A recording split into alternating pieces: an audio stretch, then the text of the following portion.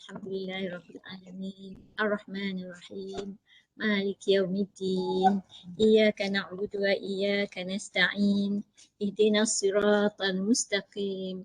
Siratal ladzina an'amta 'alaihim ghairil maghdubi 'alaihim waladdallin.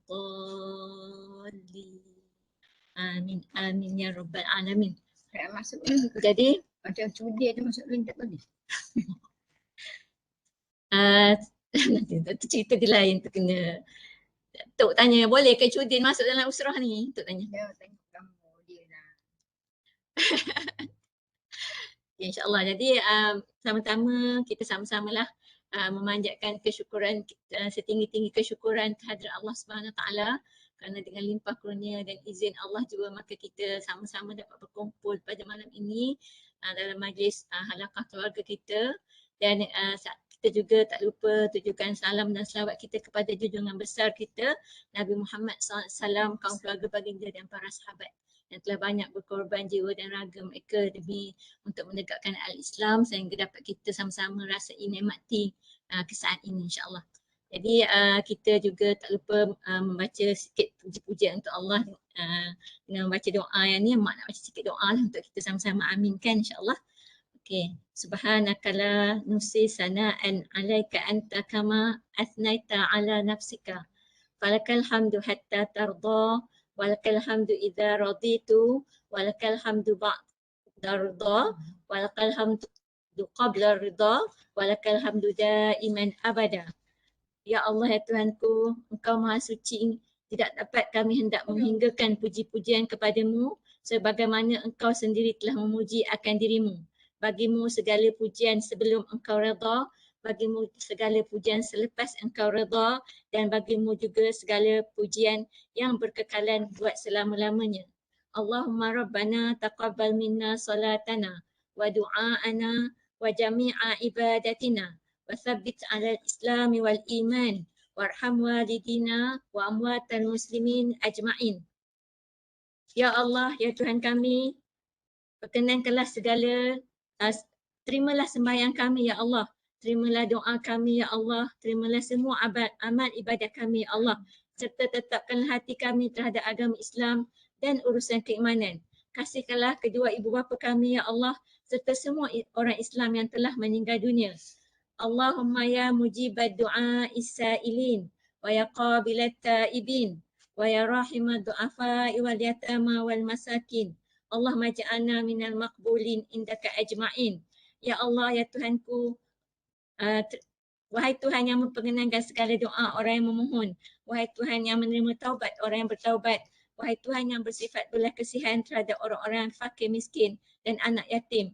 Wahai Tuhan, jadikanlah kami semua ini golongan orang-orang yang Engkau terima di sisi-Mu ya Allah.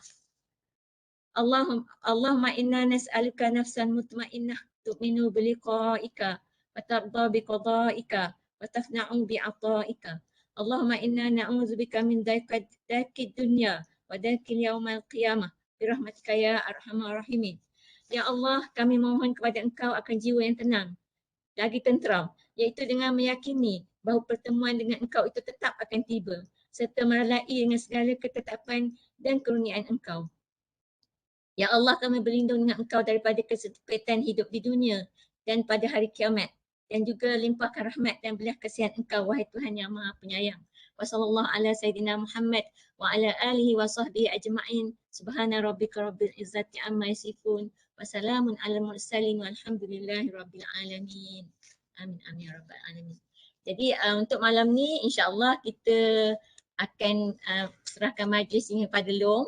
Tapi sebelum serahkan majlis pada Long, Mak ada sikit lah Mak nak, sebenarnya Mak nak sampaikan, nak kata sajak ke atau kita, tapi sajak ni bukan Mak yang buat tau.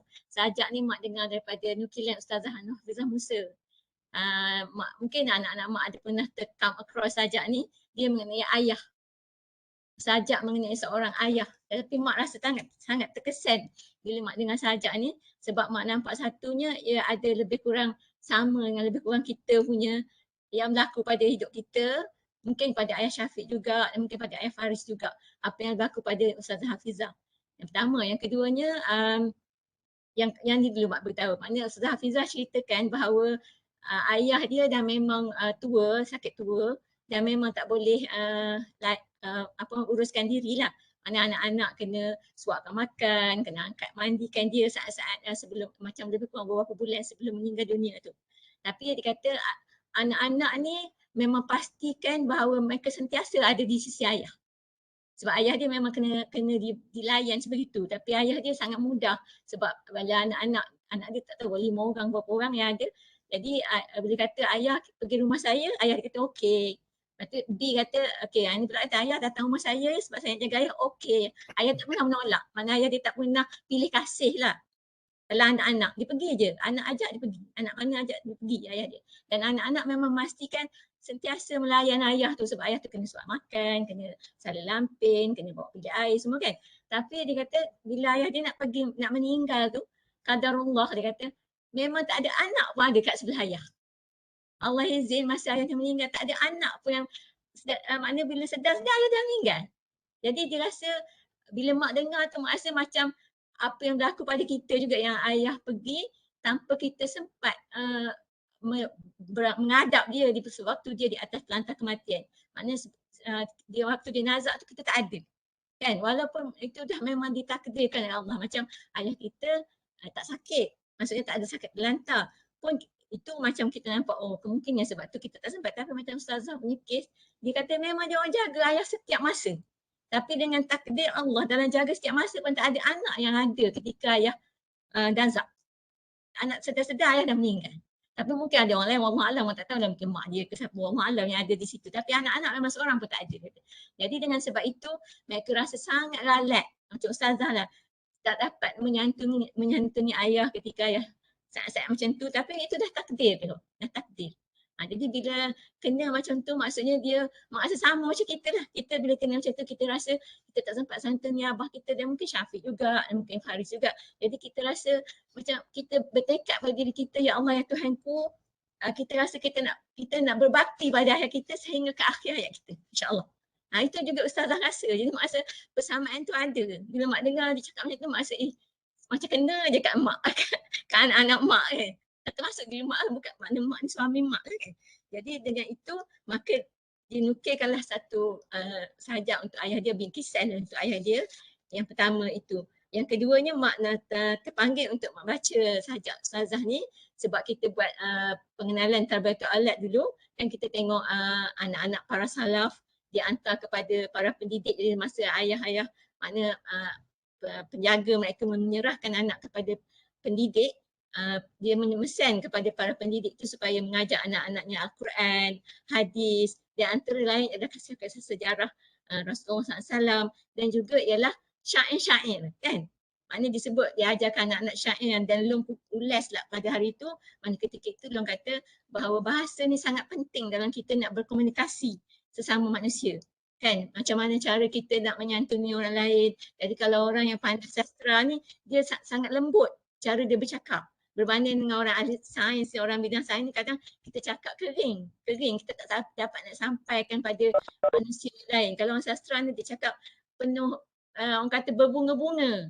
Jadi menyebabkan hati orang mendengarnya rasa lunak kan, orang yang telinga mendengar rasa lunak, hati rasa seronok dengar. Jadi sebab itu penting bagi kita nak hidupkan lagi benda-benda macam syair-syair, sajak-sajak yang berkaitan dengan apa sajalah yang boleh memberi manfaat bagi kita untuk dakwah insya-Allah dan juga untuk mendekatkan diri kita kepada Allah.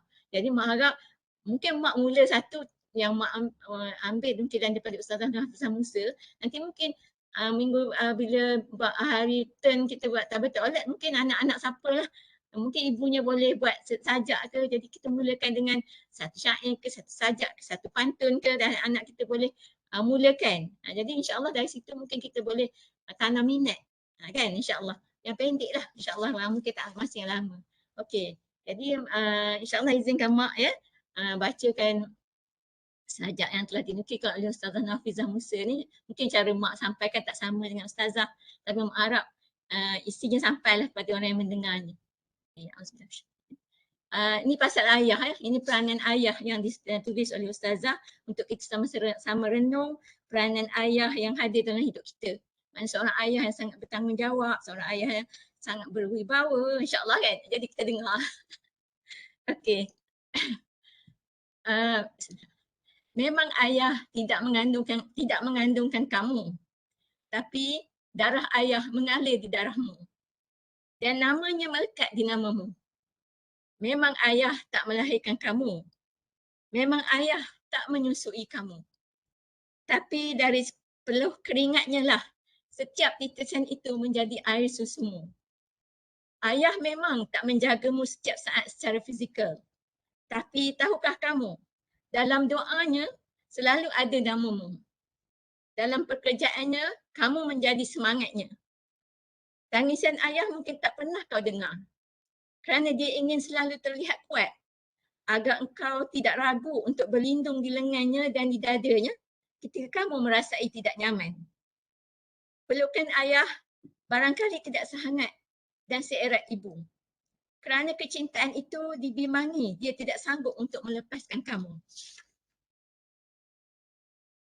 Dia inginkan kau berdikari agar ketika dia tiada, kau mampu dan sanggup menguruskan semuanya sendiri.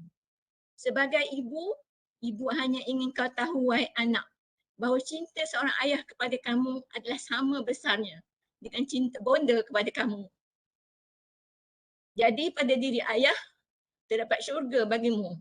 Maka teruskanlah sama ada ayah hidup ataupun mati untuk hormat, sayangi, cintai dan mendoakan ayah itu. Okey, nukilan Ustazah Hafizah Musa, bukan mak. Jadi inilah antara sajak yang ada mak lah. Sangat memberi kesan lah pada mak kan. Allah Alam lah bagi orang yang mendengar. Dan mak rasa lagi satu sebab jadi sangat terkesannya bila seorang ayah itu melaksanakan tanggungjawab dari sudut nafkah kepada keluarga. Kan? Sebab bila dia melaksanakan tanggungjawab nafkah, melaksanakan maknanya macam kita faham lah maksud nafkah ayah kepada keluarga kan. Dia tidak berkira lah dari sudut yang sepatut yang dituntut oleh Islam, dia laksanakan dengan baik, maka dengan secara semula jadi dia dihormati, dia disayangi dan disanjungi oleh keluarga dia. Okay. Sebab itu juga janji Allah kan. Kalau kita tengok dia tengok dalam buku kitab tu, Allah berfirman dalam hadis kursi, anfiq unfaq alaika, berikanlah nafkah, nescaya aku akan memberi nafkah kepadamu. Ini pesanan untuk lelaki lah, untuk para lelaki kan. Jadi untuk para suami, nafkahkanlah sebagaimana yang diperintahkan oleh Allah dan diperintahkan oleh syariat Islam, sebab semua nanti akan diganti oleh Allah selagi para suami atau para ketua keluarga ni hidup di dunia dan kelak akan digantikan sebagai di akhirat berupa ganjaran pahala dan balasan kebaikan. Itulah kedudukan ayah yang mak rasa kita sama-sama perlu hayati, dan yang sajak tu insya-Allah 2 minggu lagi boleh malam buat pula insya-Allah. Wallahu a'lam bissawab. Jadi segala yang kelemahan tu dari mak, dan mak minta maaf dan mak minta izin dengan ustazah. Memang ustazah kata dia punya apa-apa tulisan boleh je sebar kat mana-mana. Jadi mak sebarkan sajak ustazah tadi. Dan mak berterima kasihlah kepada beliau kerana menukilkan sesuatu yang memberi kesan kepada sesiapa yang rasa nak mendapat manfaat darinya. Wallahu a'lam bissawab. Jadi mak berserah pada Long lah, insya-Allah.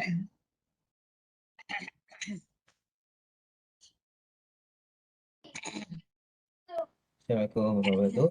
Dengar ke? Tak boleh? Dengar. Boleh, jelas. Okay. Terima kasih kepada mak di atas mukadimah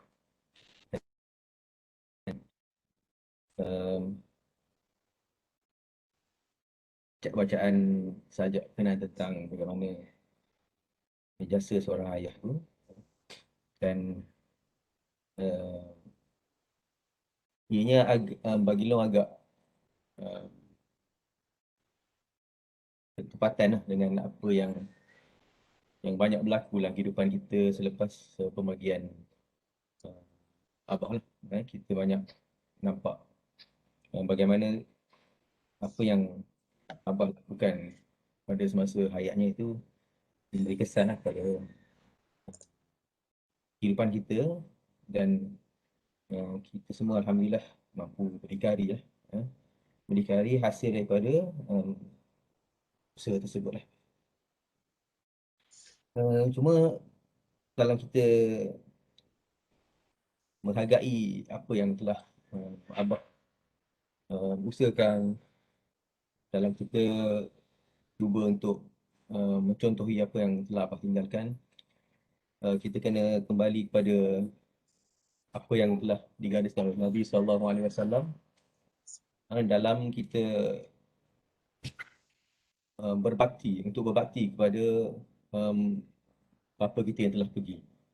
Kenapa? Kerana kalau kita hidup yang mana kita sekadar menghayati ataupun sekadar merasai kehilangan itu tanpa adanya di sana usaha untuk kita terus berbakti kepada ayah kita yang telah pergi atau siapa-siapa je lah, tok kita ke dan sebagainya, maka kita katakan perasaan itu sekadar emosi yang tidak ada nilainya lah. Tetapi kalau ni emosi tersebut ataupun perasaan tersebut menjadi motivasi untuk kita terus meningkatkan amalan kita dan melakukan apa yang Nabi katakan sebagai membalas jasa selepas kematian bapa kita, maka itu lebih lebih baik. Dan alhamdulillah Allah Taala masih lagi rezekikan pada kita seorang ibu yang sentiasa memotivasikan kita lah untuk menjaga amalan dan juga sentiasa berbuat sesuatu dengan niat untuk berbakti kembali kepada ayah kita yang telah pergi.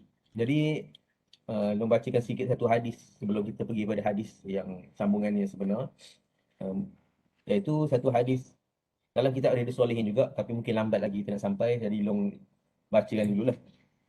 Sebab bertepatan dengan betulan long buka ni, terus dia pergi kepada bab ni, belum cari bab yang kita apa panggil, nak sambung bab yang lepas ni. Long buka tu dia ada satu bab fi fadli birri asdiqail ab wal wal aqarib wal zaujah wasairi man yundaba ikramahum. Bab pada menyatakan memuliakan sahabat ayah dan juga sahabat ibu dan juga kaum kerabat ayah dan ibu. Jadi maknanya dalam Islam ni bukan semata-mata kita menghargai ataupun memuliakan ayah dan ibu kita, tapi kita memuliakan sahabat dan juga kaum kerabat ayah dan ibu kita. Itu satu yang kita kata cantiknya Islam ni. Dan kita perlu reflect diri kita lah. Adakah kita dah laksanakan tuntutan Islam ni sampai ke tahap ni? Mungkin alhamdulillah kita semua lo harap lah mak pun rasa anak-anak mak ni semua menghormati mak kan. Tetapi dan juga kita semua menghormati abah, insya-Allah. Dan tapi dalam masa yang sama ada juga tanggungjawab yang lebih yang extension, yang extended, lanjutan daripada kita menghormati dan menyayangi abah dan mak, ialah kita kena memuliakan sahabat dan juga kaum kerabat mak dan abah. Jadi dalam satu hadis yang dinakalkan dalam bab ini ialah daripada Abi Usaid Malik bin Rabi'ah As-Sa'idi. Dia meriwayatkan daripada berkenaan tentang pada suatu hari mereka duduk di antara Nabi SAW bersama Nabi SAW. Datang seorang lelaki daripada Bani Salamah yang mengatakan, "Ya Rasulullah, adakah masih lagi berbaki kepada kami ini peluang untuk berbakti pada ibu bapa kami selepas kematian mereka?" Jadi persoalan tu satu soalan yang besar, yang khusus untuk kita katakan kita ni berbakti kepada abah atau tidak selepas kemergian abah. Maknanya rasa sedih, rasa kehilangan itu belum cukup lagi. Iaitu kita belum cukup berbakti lagi. Sebab abah walaupun dia telah berpindah ke alam lain, tetapi kita masih boleh terus berbakti kepada dia. Masih boleh terus menambahkan lagi, meninggikan lagi darjat abah di akhirat nanti. Boleh lagi kita kata meneruskan pahala jariah yang telah abah tinggalkan dalam kehidupan ni. Iaitu Nabi SAW berkata, ya, faqala na'am. Yang pertama adalah as-salatu alaihima. Yang pertama adalah mendoakan mereka. Maksudnya mendoakan mereka ni satu perkara yang penting. Alhamdulillah, maknanya kita indirectly kita memang berdoa, Rabbighfir lana wa liwalidayna warhamhuma kama rabbayana shaghira. Kalau kita lupa macam mana pun kita akan doa. Jadi tapi kalau kita boleh menghadirkan perasaan, menghadirkan kita panggil apa, membayangkan, setiap kali kita doa tersebut kita menghantarkan sesuatu kepada Allah, menghantarkan, meninggikan darjat Allah dengan doa tersebut, maka itu lebih baik. Yang kedua adalah wal istighfaru lahuma, sentiasa memohon ampun untuk kedua-duanya. Ini selepas kematian. Jadi beza di antara doa dan beristighfar untuk mereka. Maknanya kita kena istighfar, Rabbighfirli wa liwalidayya. Rabbighfirli wa liwalidayya. Maknanya kita, ya Allah ampunkan dosa aku dan dosa kedua ibu bapaku. Jadi khusus, bukan semata-mata doa supaya diselamatkan di alam barzakh, ditinggikan darjat, menjadikan kuburnya sebagai raudhatun min riyadil jannah, tetapi juga memohon ampun. Kenapa? Kerana manusia ini tidak dapat lari daripada kesilapan. Jadi dengan kita kata apa, cara kita nak balas jasa, kalau kita rasa kalau kita rasa besarnya jasa seorang bapa pada kita, maka kita kena cuba juga untuk meluangkan masa untuk memohon ampun bagi ayah kita. Wal infadhu ahdihima, dan ketiga adalah melaksanakan janji, ataupun kita kata apa yang telah dijanjikan semasa hidup dia. Ini pun salah satu benda yang penting juga. Apa saja yang harapan ataupun yang pernah disebut oleh Abah masa hidup, maka kita kena laksanakan. Kerana apa? Kerana dengan melaksanakan janji tersebut ataupun harapan tersebut, ianya akan kita kata menjadi bakti kita kepada Abah. Sebab tu salah satu benda yang menjadi motivasi Long sendirilah untuk memastikan apa panggil pusaka tu diuruskan dengan baik adalah sebab kita tahu di situ ada harapan Abah yang besar. Jadi perkara ni disebut pada semua anak-anak lah, pada penghujung usia Abah. Jadi masa tanggungjawab untuk setiap daripada kita memastikan semua perkara tersebut berjalan dengan lancar. Dan Alhamdulillah ahli keluarga kita satu hati dan tak timbul isu pun berkenaan tentang pusaka ni. Jadi itu pun salah satu daripada kita kata berkat didikan Abah lah. Dan kemudian yang terakhir yang penting juga, yang mungkin kita takut kita terlepas pandang ataupun kita rasa macam ianya jauh daripada didefinisikan sebagai berbakti, adalah wasilatul rahim allati la tusalu illa bihima. Dan kita menyambung silaturahim yang mana silaturahim tersebut tidak akan disambungkan kecuali dengan kewujudan mereka. Maksudnya nanti kata lain, kalau Abah ada, Abah akan pergi rumah orang tu. Kalau Abah ada, Abah akan jaga orang tu. Kalau Abah ada, Abah akan berbakti pada orang tu. Maka kita kena buat, kena ganti balik. Jadi Pak Tolong kata macam apa yang berlaku pada Syudin ni salah satu daripada wake up call kita lah. Wake up call kita bukan tentang tanggungjawab kita, bukan semata-mata dalam keluarga kita yang kecil ni, tetapi lebih besar lagi, kalau kita bayangkan apakah kita panggil apa, mauqif ataupun tindakan Abah mestinya berlaku perkara tersebut, maka kita yang perlu bertindak sama macam dijangka ianya akan dilakukan oleh Abah. Jadi kalau kita bayangkan kalau apa berlaku pada Cudin, Abah akan jaga Cudin dengan baik, Abah akan infakkan harta dia, Abah akan keluarkan harta dia untuk menjaga Cudin, maka kita macam itulah. Salah satu daripada cara kita berbakti pun, kita cubalah untuk paling kurang ziarah dan menginfakkan sedikit harta kita lah untuk menjaga Cudin. Mungkin lebih pada tu kita kata mungkin ada kesangan masing-masing, tetapi kita berkurangnya kita cuba dua perkara ni lah, untuk ziarah, cuba untuk ziarah dan juga untuk membantu dari segi keuangan lah.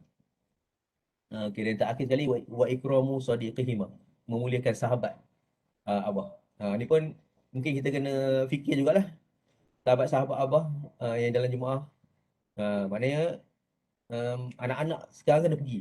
Gitulah secara mudahnya. Secara mudahnya kena pergi ziarah kawan-kawan Abah. Memang kita rasa pelik kan, tak pernah pun, takkan aku nak buat benda ni, tapi ni Nabi suruh. Nabi suruh, dan benda tu adalah tanggungjawab yang datang selepas daripada kematian Abah. Memang takkan berlaku 2-3 kali kan. Berlaku sekali je. Jadi ni adalah tanggungjawab baru kita lah. bagi Long dan juga adik-adik semua untuk memuliakan kawan-kawan abah. Nak muliakan macam mana? Mesti pergi ziarah dulu. Kalau daripada jauh tak boleh muliakan. Maksudnya kita kena pergi uh, memuliakan. Uh, Kira-kira Bawa kata, hadiah. Bawa ha, hadiah. apa-apa saja tindakan yang kita Hmm. nak memuliakan, kita memuliakan dan ingat dia. Ingat sahabat-sahabat abang. Sama-sama kita boleh fikirlah tu. Long pun tak fikir secara detail lagi.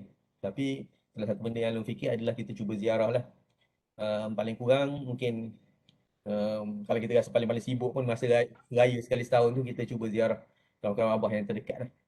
Kawan-kawan abah yang memang kita rasa memang abah punya hubungan sampai abah meninggal pun hubungan dengan mereka sangat baik. Jadi itu adalah tanggungjawab kita untuk pergi ziarah. Dan mungkin kita boleh ziarah sama-sama macam mana sebagainya. Kita boleh fikir kemudian lah. Tapi kena pastikan bahawa dia rasa kemuliaan tersebut. Dia rasa dimuliakan oleh anak-anak abah tu. Mungkin dengan kunjungan kita. Dengan rasa paling paling kurang macam itulah. Sekali setahun cuba kita ziarah sahabat-sahabat baik abah. InsyaAllah. Okay. Dan insyaAllah sebab hadis tu dapat jadi panduan kita lah untuk mungkin kita kata tanggungjawab baru kita. Tanggungjawab baru kita ada dalam dalam niat kita untuk berbakti kepada abah. Berdasarkan apa yang disebutkan oleh Nabi SAW. Okay, jadi insyaAllah Long sambung pada bab kita yang sebelum ni.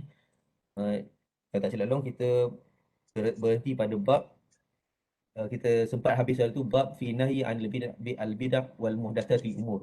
Bab pada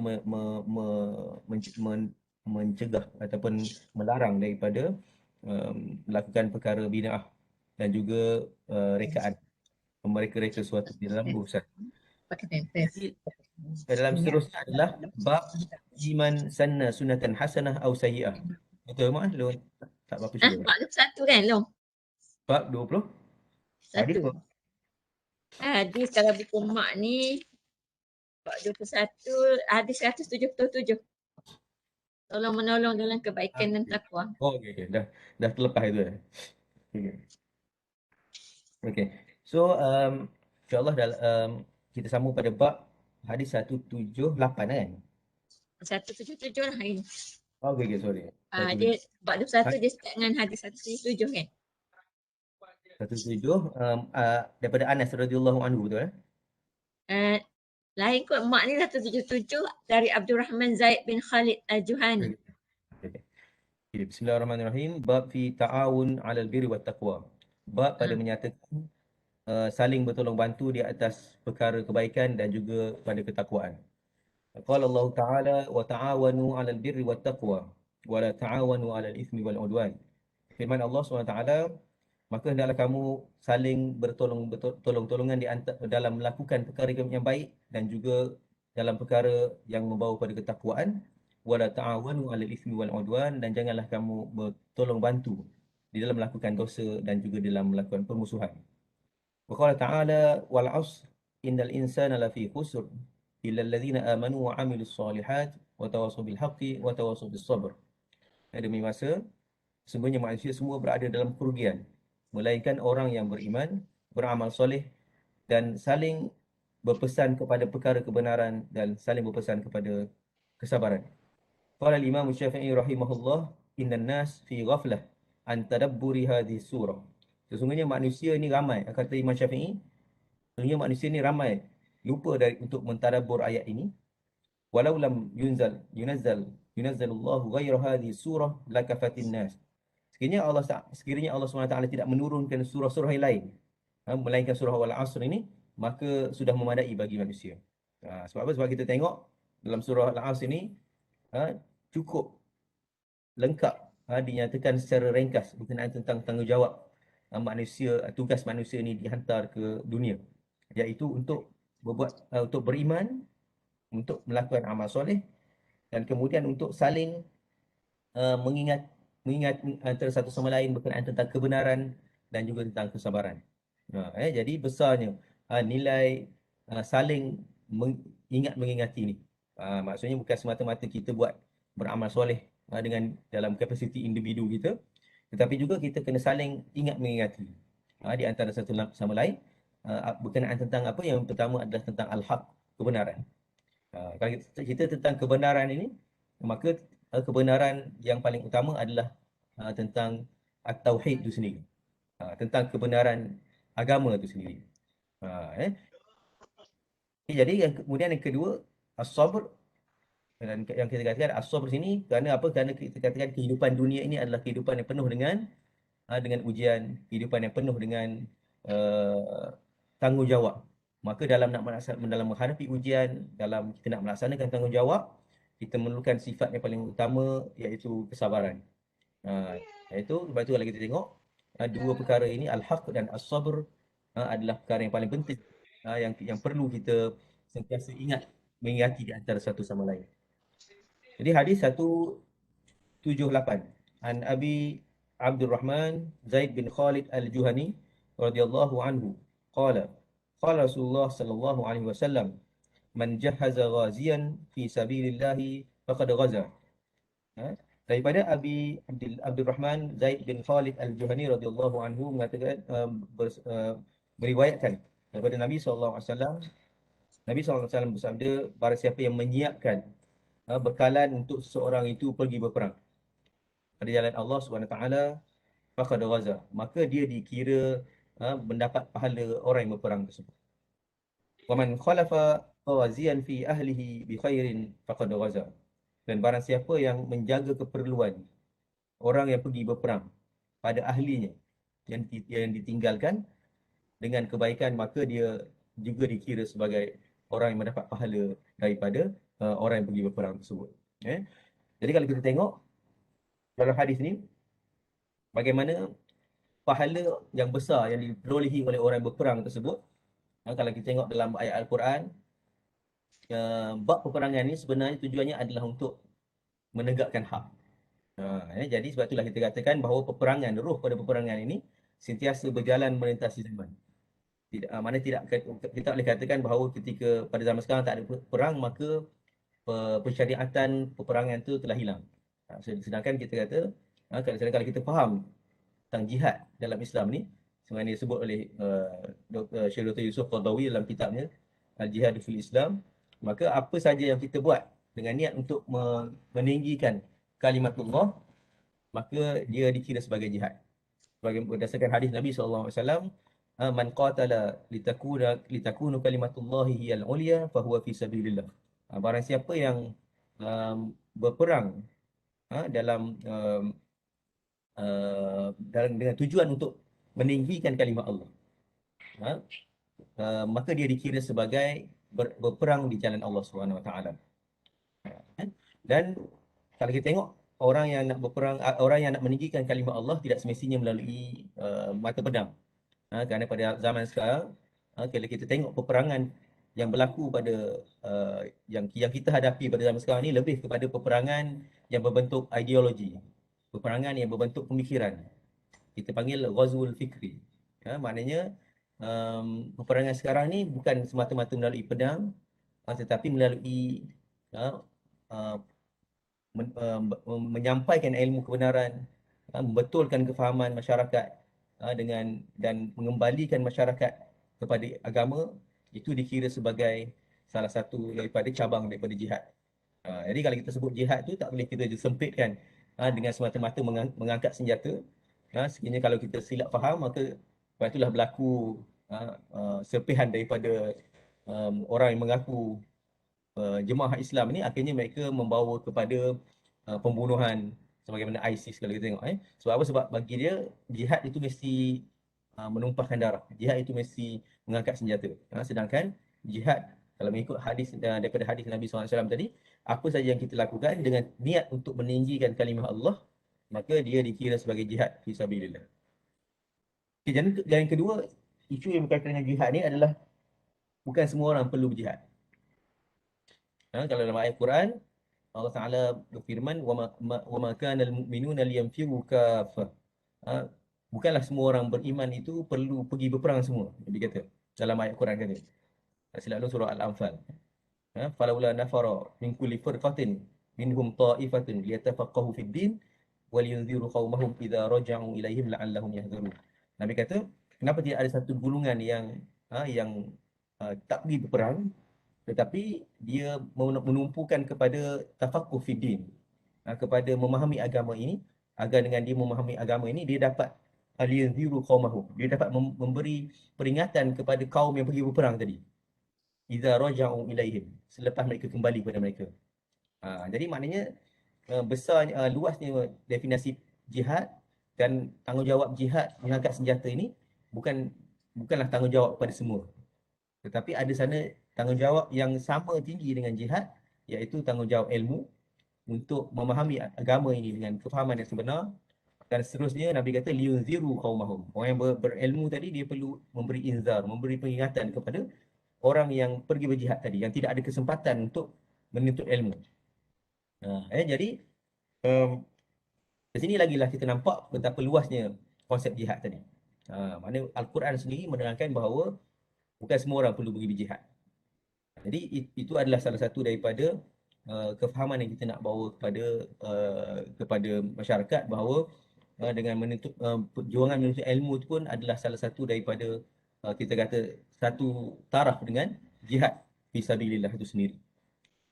Dan kemudian yang ketiga, kalau kita tengok daripada hadis ini sendiri, adalah orang yang tidak pergi berjihad tetapi dia menyiapkan orang berjihad, maka dia mendapat pahala jihad. Jadi ini di sinilah peluang orang yang mungkin tidak mampu untuk pergi secara fizikal, pergi berjuang. Bagi contoh wanita yang melepaskan suami dia pergi berjihad ataupun pergi untuk menuntut ilmu dan sebagainya, dengan sama ada dia menyiapkan suami, persiapan suaminya, ataupun kita kata yang kedua, dia menjaga apa yang telah ditinggalkan oleh suaminya, yang setelah dia pergi berjihad tu. Jadi di situ pahalanya yang Nabi katakan, pahalanya adalah sama dengan orang yang pergi berjihad itu sendiri. Jadi ini menunjukkan bahawa bahawa di sana peranan kita tu tak semestinya semua orang nak pergi buat satu benda aja. Jadi setiap orang tu dia ada peranan dia tertentu, so dia kena identify peranan dia, dan dia kena berperanan dengan sepenuhnya ataupun dengan sepenuh hati pada peranan tersebut. Jadi sebab itulah pentingnya kita faham benda ni, supaya kita tidak akan mengambil peranan orang lain.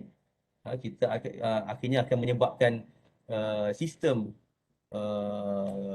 contohnya kalau contoh dalam kekeluargaan, bila orang perempuan terpaksa mengambil tugas orang lelaki, maka sistem kekeluargaan tu akan jadi pincang lah.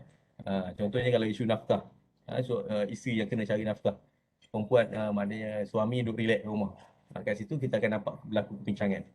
Sama lah macam isu ini juga.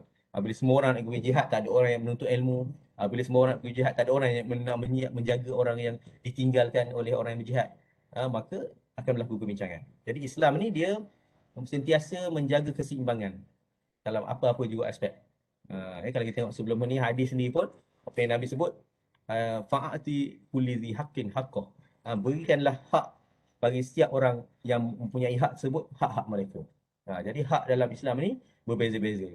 Jadi sebab itulah kita perlu kenal, perlu tahu, perlu identify, perlu sentiasa muhasabah. Adakah apa yang kita buat sini selama ni adakah itu yang menjadi peranan kita yang sebenar, ataupun kita semata-mata buat di atas dasar ikut-ikutan ataupun di atas dasar kesilapfahaman kita tentang tanggungjawab kita. Jadi itu untuk hadis pertama. Kemudian hadis yang seterusnya 179, wa an Abi Sa'id Al-Khudri radhiyallahu anhu anna Rasulullah sallallahu alaihi wasallam ba'atha ba'than ila Bani Lihyan min Hudzail. Nabi sallallahu alaihi wasallam menghantar ataupun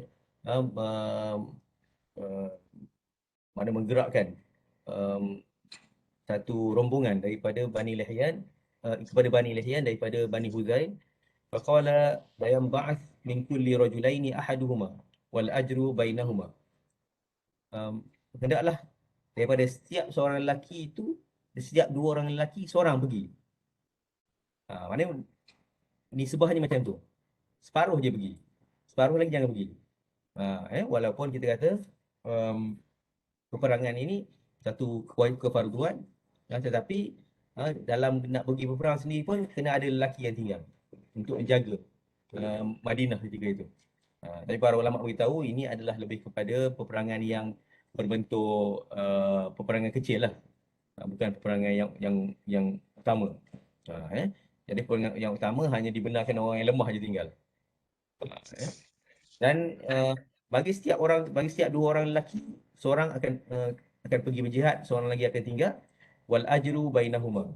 Dan pahala yang dilakukan ataupun yang diperolehi oleh orang yang pergi berjihad tadi akan dibahagikan oleh Allah SWT, akan diberikan kepada sahabat dia yang tinggal tadi untuk menjaga Madinah.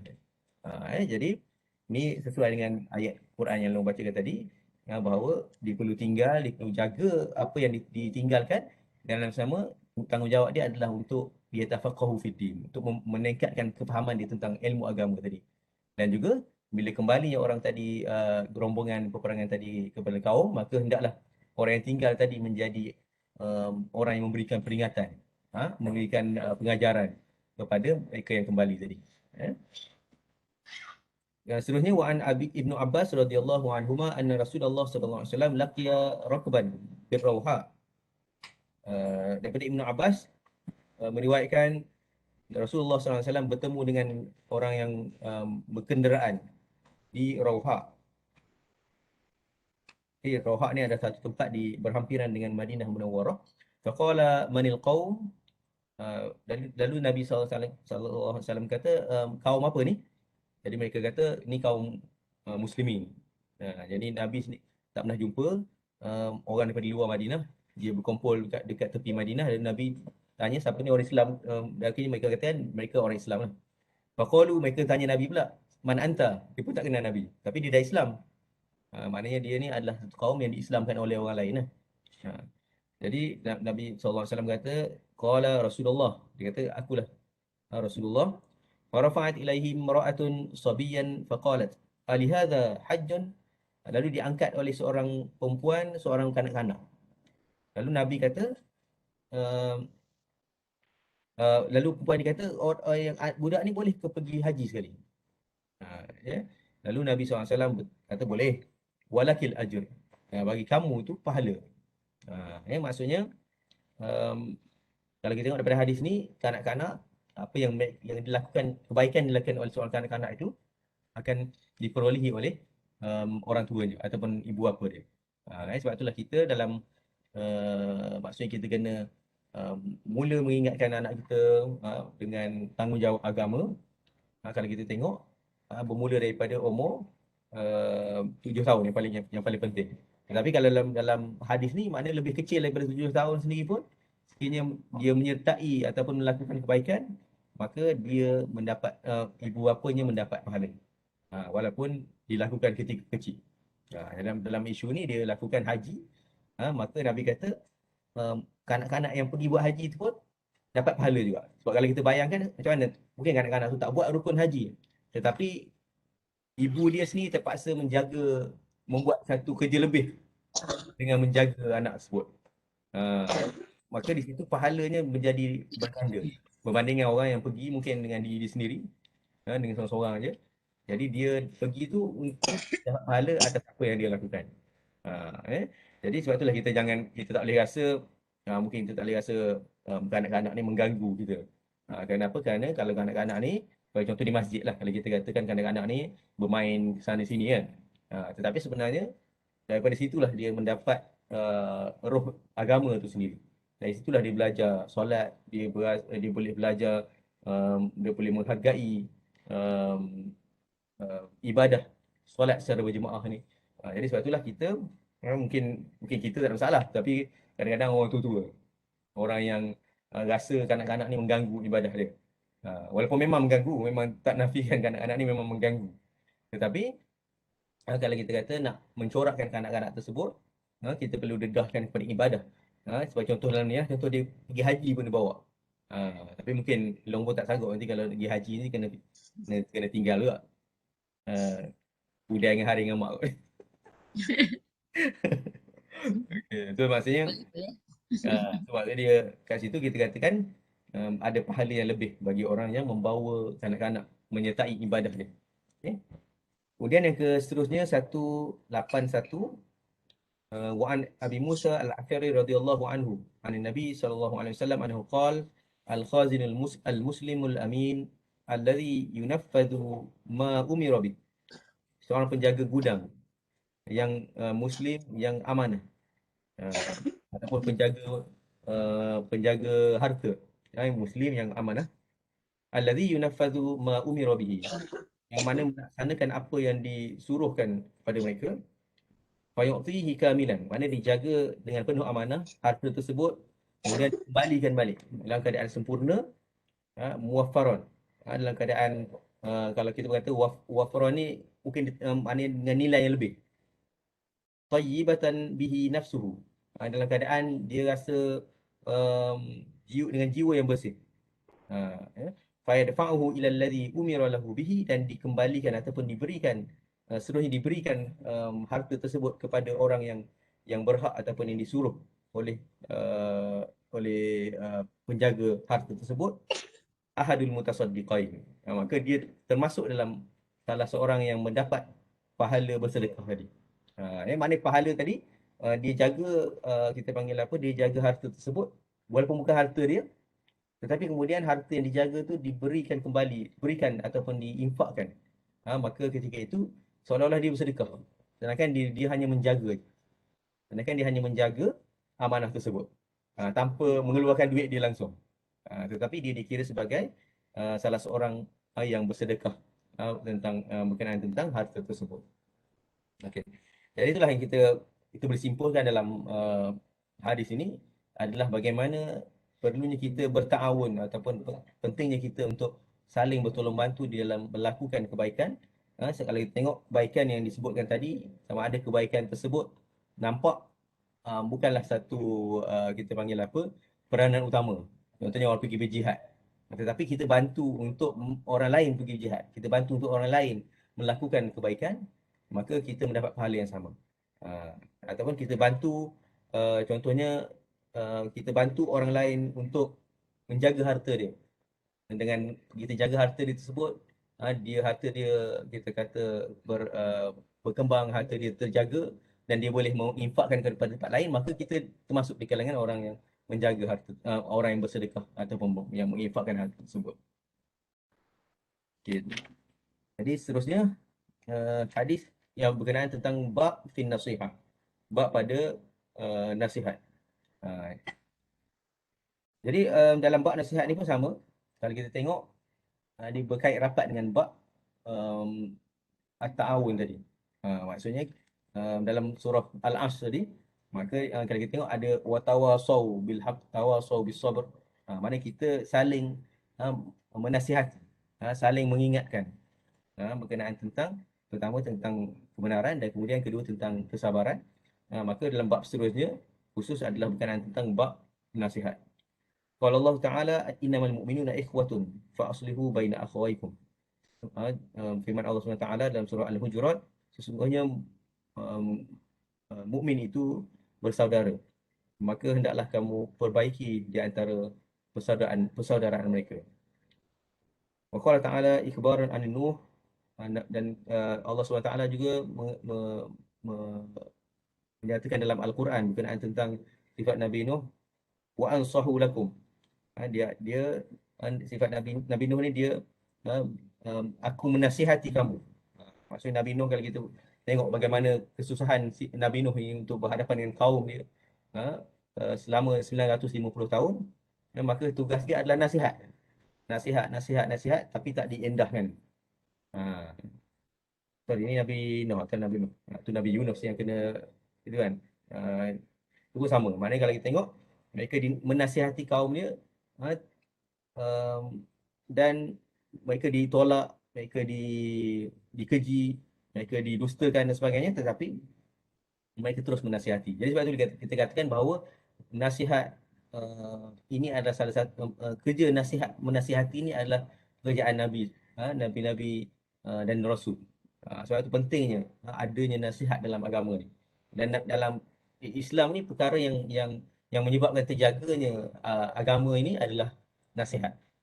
Maknanya kalau masing-masing tu hanya fikir untuk buat diri dia sendiri je, tapi meninggalkan nasihat ini, maka dia akan hilang nilai agama tersebut. Jadi sebab tu pentingnya kita menasihati di antara satu sama lain. Wa an Hudin sallallahu alaihi wasallam wa ana lakum nasihun amin. Dalam surah Al-Quran dan surah Al-A'raf, Nabi Hud ni mengatakan aku ni adalah seorang penasihat yang amanah. Eh. Dan dalam Al-Quran pun lontar ingat ada satu ayat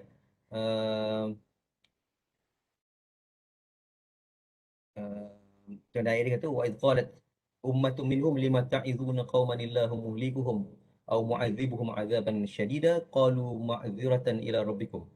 Maknanya dia kata kenapa kamu tak ingat pada kaum apa ayat ni turunkan, tetapi Allah ceritakan tentang ada satu golongan ni dia sentiasa mengingatkan satu kaum yang lain. Sedangkan kaum ni dah confirm dah akan diazab oleh Allah SWT dengan sikap mereka ni. Tapi sebab apa ditanyakan kepada orang tersebut, kenapa kamu ni susah payah nak menasihati lagi orang yang memang dah perangai ni, perangai ahli neraka dah. Apa jawapan dia? Qalu ma'dziratan ila rabbikum. Ini adalah uzuran untuk aku Allah Ta'ala nanti. Maknanya kalau kita katakan, kita lantakkan dia, kita biarkan dia, maka kita risau di hadapan Allah nanti. Allah Ta'ala akan tanya kita yang baik ni, kita yang buat amalan ni, apa yang kita buat untuk kita ubah perkara tersebut. Jadi ayat Tuhan tu kata orang yang menasihat ni dia kata aku nak supaya aku ada keuzuran depan Allah SWT nanti. Aku kalau akhirat nanti Allah Ta'ala tanya, aku dah kata aku dah nasihat. Dia nak dengar tak dengar tu isu kedua. Jadi sebab itulah kita pun kena pandang isu nasihat ni pun samalah. Daripada sudut kita panggil apa, bukan nak ubah semata-mata nak ubah orang tu, tapi yang paling utama adalah kita nak lepaskan tanggungjawab kita yang paling utama. Tugas kita untuk menasihati, mengubah kemungkaran yang berlaku. Dan dari hadis yang pertama dalam bab ini, an Abi Ruqayyah Tamim bin Aus Ad-Dari radhiyallahu anhu an Nabi sallallahu alaihi wasallam qala ad-dinun nasihah. Ini satu hadis yang sangat pendek, yang sangat besar maknanya, iaitu Nabi kata agama ni nasihat. Maksudnya tanpa nasihat tak ada agama. Seolah-olah yang macam tu. Ad-din nasihat. Agama ni nasihat lah, Nabi kata. Jadi qulna liman? Nasihat kepada siapa? Jadi qala lillah. Yang pertama adalah kita nasihat orang kepada Allah Subhanahu Wa Taala. Mana kita nak nasihat orang ni, nasihat apa? Nasihat supaya dia kembali kepada Allah Subhanahu Wa Taala. Wali kitabihi, untuk dia tunduk ataupun mengikut kitab Allah Subhanahu Wa Taala. Wali rasulihi, untuk dia mengikut sunnah Rasulullah sallallahu alaihi wasallam. Wali a'immatil muslimin, dia nasihat juga untuk dia taat kepada a'immatil muslimin, imam ataupun pemimpin-pemimpin muslimin. Dan juga yang seterusnya wa'ammatahum, dan juga nasihat dia untuk dia supaya dia memikirkan ataupun dia ni istilah dia bukan memikirkan, istilah dia sentiasa mengambil berat kepada kaum muslimin secara amnya. Jadi ini adalah kita kata kandungan nasihat yang utama, iaitu pada Allah, kepada kitab Al-Quran, kepada Rasulullah. Untuk keempat adalah untuk taat kepada a'immatil muslimin wa ammatahum, dan juga untuk dia memikirkan ataupun memfokuskan tentang kebajikan ammatun ataupun umum kaum muslimin secara umumnya. Kalau kita tengok secara ringkas, kita boleh tengoklah, maksudnya kepada Allah, kepada kitab, kepada Rasul, itu jelas lah. Cuma kepada a'immatil muslimin ni, syaratnya adalah selama mana dia tidak menyuruh kepada malam yu'mar bil maksiyah, selagi mana imam ataupun ketua muslim ini tidak menyuruh kepada maksiat. Dalam hadis lain dia kata selagi mana mereka mendirikan solat. Banyaklah kalau kita tengok bab a'immah ini, bab yang besar lah. Banyaklah syarat-syarat ataupun kita tengok penjelasan Nabi SAW tentang imamah ini, tentang kepimpinan ini. Apakah kriteria yang perlu kita tengok untuk kita taat kepada pemimpin ni. Kalau kita tengok pada akhir zaman ni, memang pemimpin-pemimpin adalah di kalangan orang yang paling bodoh lah. Nabi sendiri cakap. Tetapi di sana uh, Nabi letakkan juga kriteria untuk taat kepada orang yang fulfill ataupun um, melaksanakan tanggungjawab yang paling asas, iaitu solat. Sebab tu kalau kita tengok para sahabat Nabi, dia faham hadis ni, dan dia, sebab tu kalau kita tengok tidak pada zaman para sahabat, pada zaman tabi'i, mereka sangat taat kepada pemimpin walaupun pemimpin ketika itu zalim. Bagi contohnya apa? Hajjaj bin Yusuf As-Saqafi. Maksudnya Hajjaj bin Yusuf As-Saqafi ni kerja dia bunuh orang lah. Kerja dia, pantang dia tak puas hati, dia akan bunuh orang.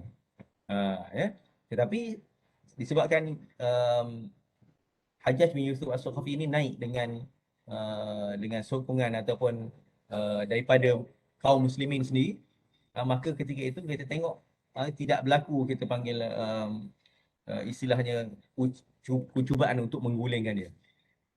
Sebab apa? Sebab mereka berpegang pada hadis Nabi SAW, selama mana dia tidak menyuruh kepada maksiat, dia zalim, tapi dia tak suruh pada maksiat, dan dia masih solat. Jadi sebab tu kita kata isu ni banyak, kalau kita tengok, kita kena tengok berdasarkan hadis lah. Kalau berdasarkan kita punya pandangan, kalau ikut setiap tahun kita nak tukar pemimpin ni kan, tak puas hati, tak datang tengok aku banjir, aku nak tukar lah. Tak datang kata apa, tak beri aku duit, aku tukar lah.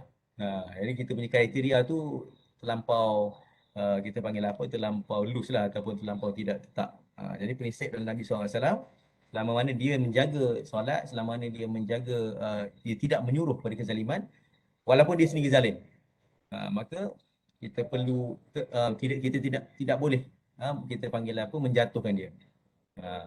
Tapi menasihati pemimpin adalah satu kewajipan. So macam mana tu? Jadi kita sendiri tak boleh menyokong kezaliman dia, kena menegur kesalahan dia. Sebab itulah kalau tengok para salafus soleh, mereka dibunuh. Mereka ramai dibunuh. Sebab apa? Sebab mereka ni tidak menggulingkan pemimpin tersebut, tapi mereka nak nasihat pemimpin tersebut, akhirnya mereka dibunuh. Jadi sebab tu kita kata Islam ni dia menjaga masalah umum berbanding dengan masalah peribadi. Maknanya secara, kalau kita tengok secara prinsipnya, kalau sesuatu kerajaan, kalau kita tengok contoh yang paling jelas, bagi contoh di Libya ataupun di Iraq, ni saya dua contoh negara yang biasa kalau kita sebut pasal politik, kita akan tengok dua negara ni lah. Disebabkan kita nak jatuhkan kerajaan yang zalim, akhirnya kerajaan tersebut tidak pernah stabil sampai sekarang. Contohnya di Libya, Muammar Gaddafi, dan di Iraq, Saddam Hussein. Ni tak payah sebutlah tentang kezaliman dia. Kalau Saddam Hussein ni lebih kurang macam Hajjaj Yusuf As-Saqafi kot. Semua orang dipenjara, dan akhirnya dia, disebabkan rakyat nak ubah perkara tersebut, dia panggil US masuk dalam. Akhirnya sampai sekarang pun masih lagi tidak pernah ada keamanan lah selepas daripada jatuhnya Saddam Hussein tersebut. Sama macam Muammar Gaddafi di Libya. Jadi sebab tu kita tengok perkara tersebut menjadi kadang-kadang titik perselisihan lah di antara para ulama. Bagi contoh dalam isu Mesir sendiri. Isu Mesir sendiri, bagaimana apa yang telah berlaku, banyaklah kalau kita tengok pandangan, kita katakan yang menyokong satu golongan, ada pandangan yang menyokong golongan yang lain. Tetapi pandangan para ulama ataupun pendirian Al-Azhar adalah, yang penting adalah kestabilan masyarakat yang berada di dalam negara tersebut. Sebab tu kalau susah sikit benda perkara ni kita nak sebut, nak faham. Kita nak kata siapa yang betul, siapa yang salah secara politik ni. Kerana apa? Kerana perkara tersebut boleh difahami oleh orang yang berada di tempat tersebut. Tapi kalau kita tengok kesannya, kita boleh nampak lah kesan daripada contohnya nak menjatuhkan pemimpin yang zalim, akhirnya akan menyebabkan kita panggil apa, kestabilan negara tersebut hilang terus sampai sekarang. Sebab itulah kita ada keseimbangan di antara menegur ataupun mengubah maksiat pemimpin tadi dengan kita kata kestabilan yang terpaksa kita korbankan dengan kezaliman. Kita kata contohnya macam di Syria Bashar Assad kan. Disebabkan oleh orang nak mengubah maksiat ataupun kita kezaliman pemimpin, akhirnya pemimpin lagi jadi lebih zalim dan bunuh terus semua orang. Dan menyebabkan rakyat Syria terpaksa keluar. Adakah itu yang kita nak dalam negara? Jadi sebab itulah kita kena timbang dalam banyak perkara, dan kita terpaksa pilih mungkin di antara dua mudarat kita terpaksa pilih mudarat yang lebih ringan. Ini kalau kita bincang dari segi geopolitik, dari segi kita panggil apa, bagaimana kita panggil isu politik global ini mengubah politik setempat dan politik kita sendiri yang tak pernah stable ni. Jadi itu mungkin perbincangan lain lah. Tapi yang penting apa yang disebutkan oleh dalam hadis Nabi SAW, apa yang perlu kita lihat pada pemimpin ni bukan semata-mata kita nak tengok dia ni mampu beri kemewahan kepada rakyat, tapi yang paling penting adalah bagaimana dia, selama mana dia tidak menyuruh kepada maksiat, dan juga dia sendiri masih lagi kita panggil apa, mendirikan solat. Dan kemudian hadis seterusnya, an Jarir bin Abdullah radhiyallahu anhu qala bay'atu Rasulullah sallallahu alaihi wasallam ala iqamis solah wa ita'iz zakah wa nushi likulli muslim. Jarir bin Abdullah meriwayatkan daripada Nabi SAW menceritakan bahawa aku berbai'ah kepada Rasulullah SAW untuk mendirikan solat dan untuk menunaikan zakat dan juga untuk menasihati setiap Muslim. Jadi pentingnya bukan semata-mata ibadah tadi, tetapi komponen yang seterusnya adalah nasihat ataupun kita panggil dakwah.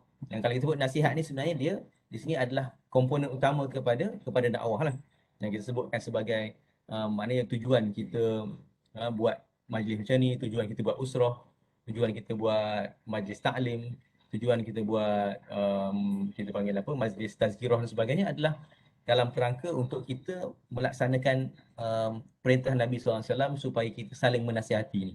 Jadi sebab tu kita harap dengan majlis ni pun kita niat macam itulah. Kita niat supaya kita dapat dengan majlis ni kita sebenarnya kita nak melaksanakan nasihat di antara satu sama lain.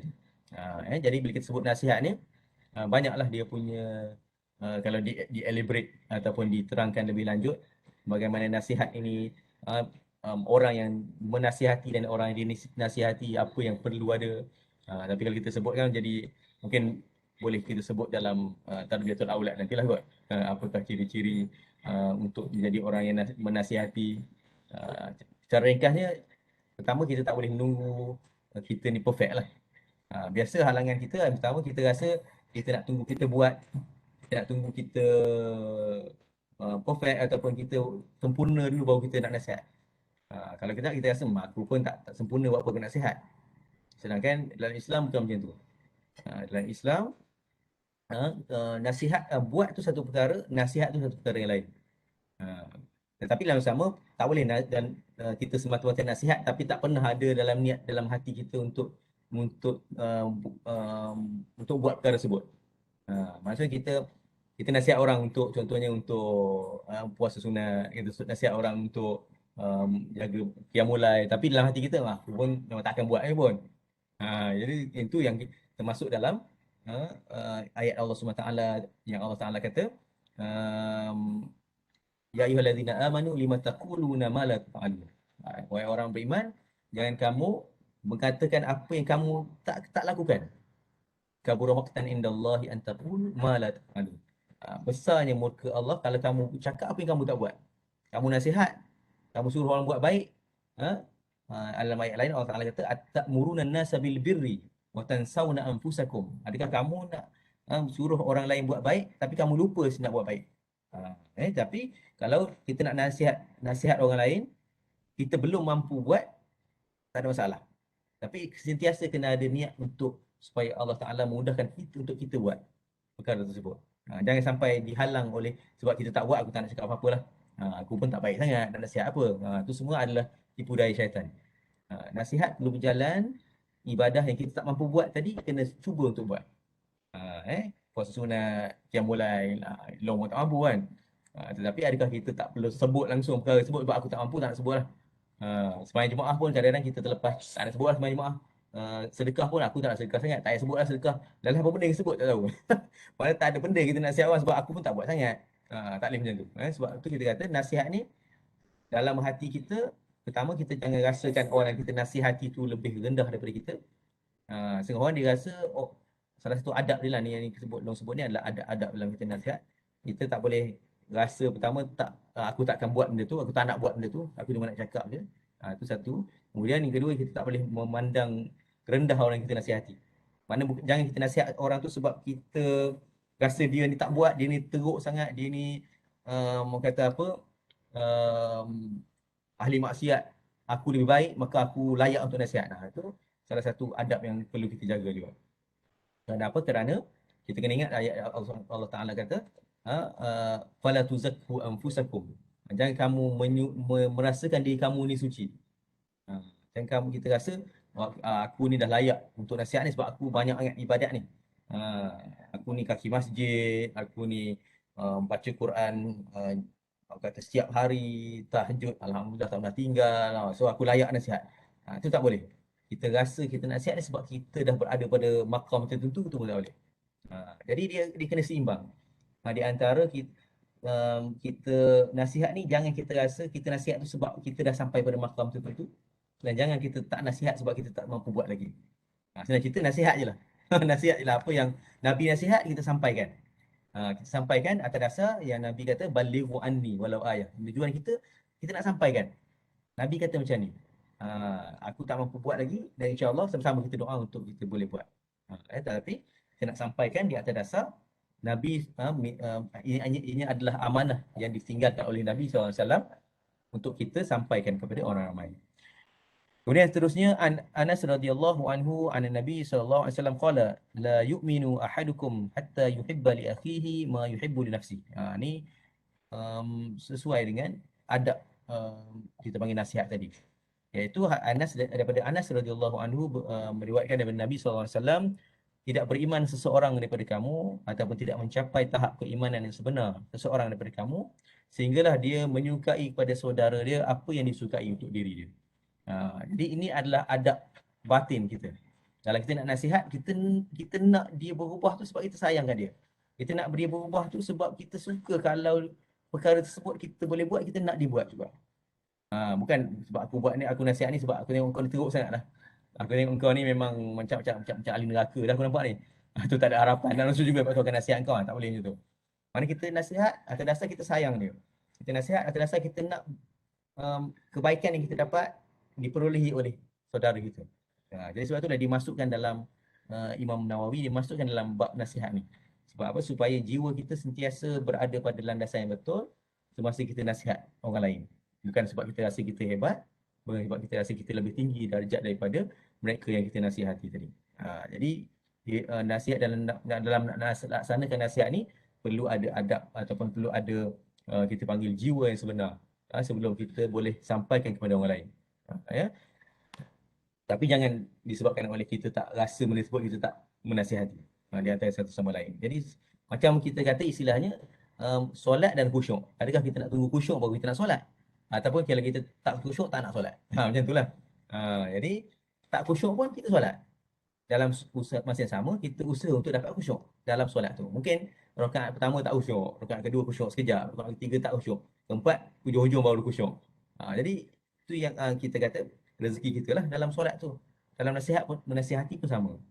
Mungkin kita belum laksanakan, mungkin pada peringkat awal kita nasihat tu kita rasa macam sebab kita hebat sangat kita nak nasihat orang, tapi kita cuba nasihat lagi, dalam sama cuba buang perasaan tersebut daripada jiwa kita, insya-Allah. Bab seterusnya macam panjang sikit. Memang panjang pun. Okey, dah pukul apa dah ni? Okey, 10.45. Long rasa mungkin kita pun tak nak panjangkan sebab menurut orang ramai kalau panjang-panjang ngantuk. Jadi Bagi long orang untuk bertanya soal. Bersoal jawab. sekarang tu kalau ada soalan mungkin kita boleh bincang sama-sama. Allah. Okey, tafadhal siapa yang nak bertanya tentang dua topik yang Long dah kupas tadi. Silakan.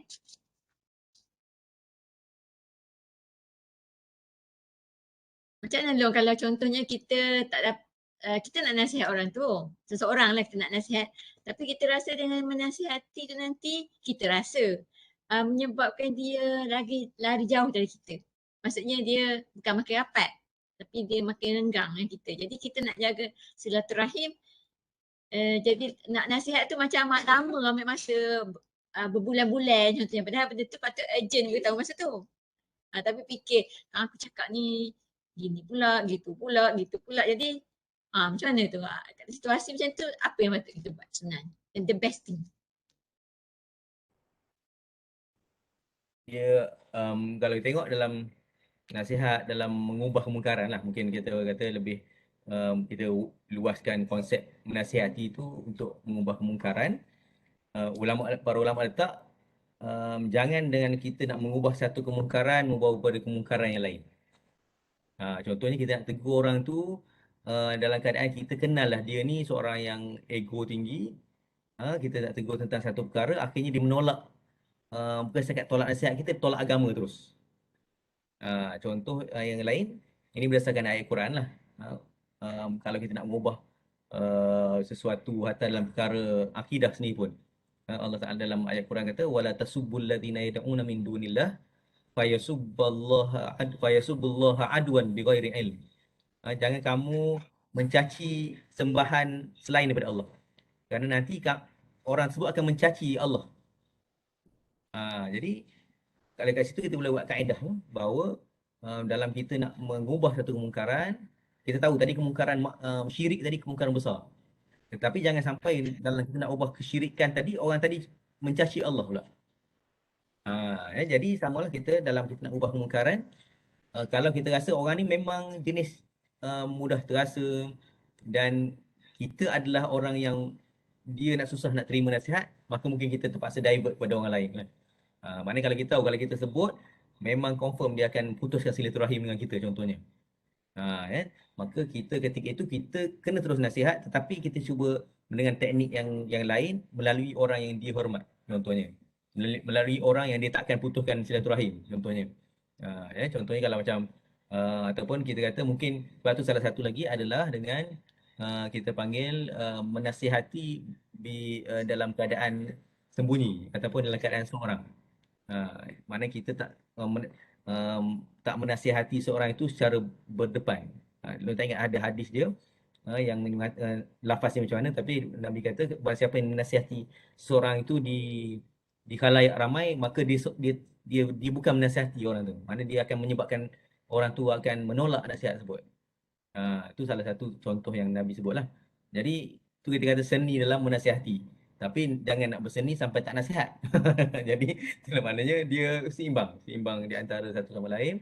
Dan yang paling penting adalah bila kita tengok Nabi sendiri dia letakkan tanggungjawab ni contohnya ibu bapa tanggungjawab kepada anak-anak. Maksudnya ibu bapa ni tak boleh nak fikir anak-anak ni terasa ke ataupun apa-apa, dia mesti sampaikan juga. Sebab kalau kita bayangkan kalau ibu bapa tak boleh sampaikan kepada anak-anak, siapa lagi boleh sampaikan? Jadi sebab itulah tanggungjawab menasihati anak-anak ni memang tanggungjawab utama ibu bapa lah. Tanggungjawab utama ibu bapa. Sebab kalau kita nak harapkan cikgu dia ke kawan dia ke, mungkin dia lebih susah nak terima. Tapi dalam sama kita masih lagi perlu jaga perkara tersebut. Lebih-lebih kalau anak tu kita kata mungkin dah besar kan. Anak tersebut dah ada orang kata dah berdikari sendiri. Jadi ketika itu kalau kita nasihat mungkin lari rumah ke kan. Kalau kita nasihat mungkin dia akan orang kata dia akan tolak nasihat kita secara total dan sebagainya. Jadi sebab itulah kita kena pilih pertama kita panggil orang yang sesuai, kemudian masa yang sesuai, tempat yang sesuai, dan janganlah sampai kita menyebabkan disebabkan kita nak ubah maksiat tersebut menyebabkan dia melakukan maksiat yang lain. Wallahu a'lam. Okay.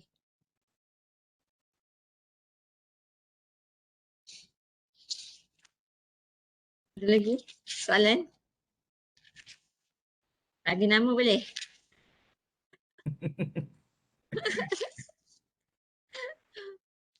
Kalang dia Kalang. Kak Lang Umi dia ada kat rumah je kot. Tak ada Kalang ni kan sebab malam ni ada Ustazah Yati. Itulah. Kat rumah dia sebab esok majlis tunang adik bur tu kan. Ah, 10 orang kat rumah dia. Apa? 10? Mereka cakap minggu depan 10 orang nak datang. Oh, Mok ya. Teh ada kat Seremban ke tu? Ya. Mok Teh ada kat Seremban. Mok Teh ada kat rumah ayah ke? tahu 10 orang. Dia cakap minggu depan kan waktu singgah ya, minggu depan. Oh, ya. Awal-awal. Yang pasal apa nasihat tadi kan. Memang susah lah nak nasihat orang lagi-lagi macam kat tempat kerja kan tu. Ada orang solat kan. Tapi kalau bagi hint-hint tu pun macam tak jalan juga. Yang tu kita kata dah lepas lah kita punya tanggungjawab dia kan. Uzuran tu. Uzuran depan Allah tu maksudnya selesai lah. Tapi selagi dia tak marah, mungkin kita boleh teruskan kot nasihat. Jadi kadang kita pun jadi segan juga kan. Cakap dia 3-4 kali cakap dia buat tak tahu. Lepas kita pun senyap. Bagi telekong kan teh. Dia kata nak beli aku. Nak minyak telekong saya ambil lah nak solat.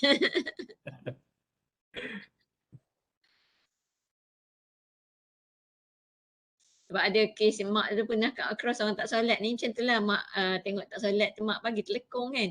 Dia kata dia tak solat. Kata mak kata memang tak solat ke? Dia bukan apa dia kata kalau kat rumah sewa dia kalau dia solat orang kata dia alim sangat. So dia tak solat lah. Dia ada juga orang macam itu. Dia tak nak orang kata dia alim. Dia sembahyang. Kita pun tak pernah lagi kita kat across punya ada orang macam itu. Kita kena nasihat dia. Semulalah cara yang betul-betul je kan. Sebab dia dah ada minda macam tu. Dah set minda dia macam tu. Rugilah dia. Dia tahu juga masalah kenapa dia tak solat tu. Kadang benda simple je tak solat.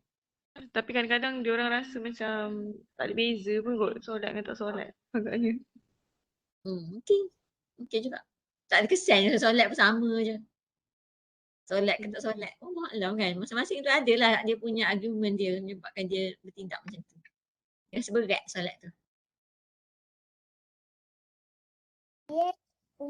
Betul lah benda tu, apa panggil, memang kita lalu lah dalam hidup kan kalau orang yang betul-betul yang mungkin duduk di kawasan kita panggil apa tempat yang model macam KL apa biasa jumpa kan. Orang yang tak solat. Tapi ada je orang kampung tak solat juga kan. Jadi bukannya maju tak maju. Cuma yang long sendiri pengalaman itulah kita sekat UAE member sebilik tak solat kita tegur akhirnya dia lari bilik lain tapi kita anggap kita dah laksanakan tugas kita lah.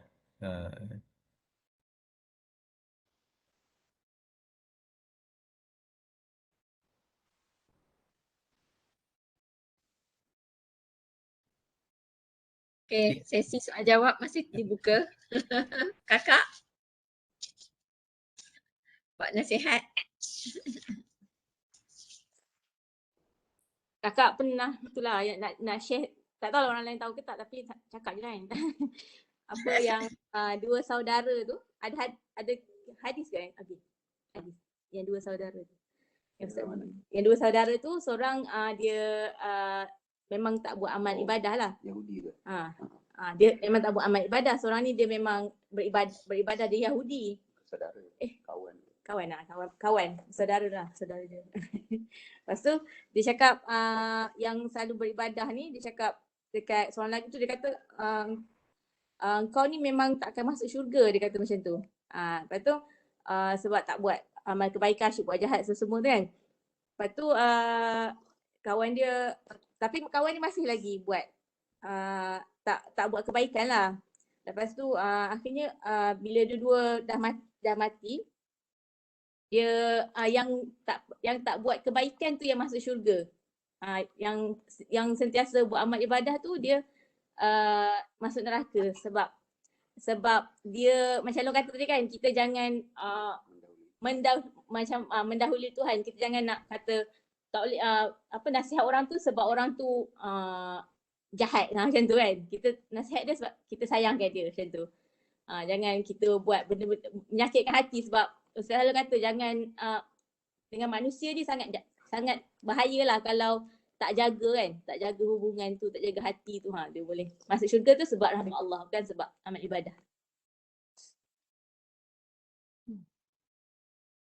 Itu mak teringat pagi tadi mak dengar kelas Ustaz Engku tu. Long. Dia cakap pasal perbuatan Allah kan. Maknanya Allah ni dia apa sikit lah nak pasti. Yang mak faham sikit kalau tak betul long betul kan. Maknanya kita ni hamba Allah ni hak mutlak Allah. Allah sebenarnya boleh je nak letak orang baik masuk neraka, orang yang beramal masuk neraka, orang buat jahat tu masuk syurga. Ikut Allah lah sebab kita ni hak mutlak dia. Tapi Allah tu sangat adil, tak zalim. Jadi Allah tak akan buat macam tu. Dan bagi kita yang melaksanakan ketaatan kepada Allah, kita tak boleh rasa yang kita taat ni kita buat sesuatu macam contoh kita baca Quran, kita solat malam apa tu adalah usaha kita. Ini sebab saya memang saya lah yang bangun malam sebab saya. Kita kena macam kata lah, maknanya semua tu kerana kurniaan Allah. La haula wala quwata illa billah. Sebab kalau tidak, bila kita rasa kita akan ada sifat ujub. Kan kita rasa sombong. Bila kita rasa ujub, dia akan meningkat kepada sifat takabur. Sebab kita rasa, oh ni aku buat ni sebab aku boleh buat lah ni. Sebab aku pandai baca Quran, boleh 1 juzuk sehari, memang aku hebat lah ni. Jadi bila aku dah baca banyak Quran, aku patut dapat balasan yang baik di sisi Allah. Kita macam tekan Allah, macam kita demand dari Allah. Saya dah buat macam ni, saya semayang malam ni. So Allah kena bagi saya balasan. Kan kita cakap, jadi kita akan ada sifat ujub. Dan kalau satu lagi yang lagi teruknya ialah dia kata sifat apa? Adlan. Adlan yang mana kita rasa kita kena, orang kena hormati kita sebab kita memang buat satu kebaikan dan Allah memang patut iktiraf kita. Bagi satu ganjaran yang baik untuk kita. Jadi maknanya bahaya kalau kita rasa kita buat sesuatu kebaikan macam yang kakak sebut tadi. Sebab dia rasa dia buat kebaikan baik tapi dia terkejut macam mana dia boleh masuk neraka. Jadi mungkin sebab dia buat tu dia rasa itu memang usaha dia. Dia memang patut dapat, dia jadi ada sifat ujub. Sebabnya bila sifat ujub dia akan jadi dapat takabur dan Nabi SAW kata kalau sesiapa ada sebesar zarah pun sifat takabur maka dia tak akan dapat mencium bau syurga. Okay. Maksudnya kita kena hati-hati sebab mak ingat mak sebelum-sebelum ni masa zaman dulu pun kalau zaman tak faham sangat bab akidah ni kita akan rasa oh kita suka seronok kita baca Quran, oh memang alhamdulillah. Kita tengok orang tak baca, kenapa dia tak baca Quran takkan tak baca Quran. Kita macam rasa kita bangga diri kita sebab kita boleh buat, sedangkan kita buat tu sebab kurniaan Allah. Memang faham pagi tadi lah Ustaz Kupas tu macam oh banyak macam aku belajar walaupun sikit. Allah lah long betul tak benda mak cakap. Betul, sebab yang ni hadis Nabi lah kan. Maknanya Nabi sini cakap la yanju ahadakum bi amalihi. Maknanya seorang tu tidak akan selamat daripada api neraka dengan amalan dia. Betul sahabat tanya, wala anta ya Rasulullah, engkau pun tak selamat dengan amalan. Nabi kata wala ana, maksud aku juga. Kecuali illa ayyan taghammadani Allah bi rahmatin minhu. Maknanya kecuali Allah Taala bagi rahmat pada aku. Maksud kita masuk syurga bukan dengan amalan kita, bukan dengan amal kita yang banyak, tapi kita masuk dengan rahmat Allah dan kita buat amalan ni untuk dapat rahmat Allah. Banyak buat, banyak dapat rahmat. Bukan banyak buat, banyak confirm masuk juga. So kita ada macam, kita kata dia ada fasa buat amalan untuk dapat rahmat. Dengan rahmat baru masuk syurga. Gitu. Jadi sebab itulah kita kena dalam kita beribadat tu, kita kena dalam jiwa kita kena rasa takut. Takut ibadat kita tu tak mendatangkan rahmat Allah. Kita ibadat memang ibadat, tapi rahmat Allah Taala tu dia tak tentu lagi dapat pada orang yang beribadat tersebut. Jadi sebab itulah kita kata perlu ada adab batin tadi. Jadi adab batin ni lah yang kita bincangkan dalam kitab kita ni. Kita bincangkan dalam kita nak buat, contoh dalam nasihat apa adab batin dia. Dalam kita nak solat apa adab batin dia. Bukan rukun luaran semata-mata. Sebab kalau kita kata rukun luaran semata-mata, maksudnya semua orang yang buat tu confirm dapat rahmat lah. Tak juga. Jadi bila kita cukup rukun batin kita, contohnya kita nasihat tadi, kita tak rasa orang lain teruk, kita tak rasa kita ni hebat. Jadi benda tersebut akan mendatangkan rahmat Allah. Rahmat Allah itulah yang akan memasukkan kita ke dalam syurga. Dan bagi Allah SWT tidak ada kewajipan. Kewajipan untuk kita. Sebab tu Allah Ta'ala kata dalam Quran, la yus'alu amma yaf'alu wa hum yus'alun. Allah Ta'ala tak akan ditanya apa yang dibuat. Maknanya ikut dia lah. Allah Ta'ala kata yu'adzibu man yasha wa yaghfiru liman yasha. Allah Ta'ala nak azab siapa-siapa pun boleh, nak ampunkan siapa-siapa pun boleh. Jadi tak terikat dengan amalan kita, tetapi terikat dengan rahmat dia. Jadi amal kita tu sebenarnya nak menarik rahmat Allah. Bukan nak memasukkan direct pada syurga. Sebab kalau kita kata amal kita tu tak layak nak kalau nak ditimbang dengan sebiji mata pun tak cukup. Nak balas kita panggil apa amalan kita tu nak balas nikmat mata yang Allah Taala bagi. Apatah lagi nikmat-nikmat lain. Jadi sebab itulah banyaknya amalan kita tu kita harap dia dah mampu untuk menarik rahmat Allah Taala dan masukkan kita ke dalam syurga Allah SWT. Kalau Ustaz Muin tu dia cakap apa kita macam tadi lah kita macam mak kata kan kita rasa macam orang tu kenapa dia buat kita tak buat kan. Sikap tu dia kata boleh memusnahkan seluruh amal kita, amal ibadah kita sebenarnya. Maksudnya boleh menghancurkan lah, maksud hilang terus. Dululah masa kita tak tahulah kan. Sekarang ni maksudnya kita kena ubah persepsi tu. Lepas tu dia Ustaz selalu share doa yang tu Ashabul Kahfi tu kan. Ashabul Kahfi ya Rabbana atina min ladunka rahmah tu untuk dapatkan rahmat Allah tu.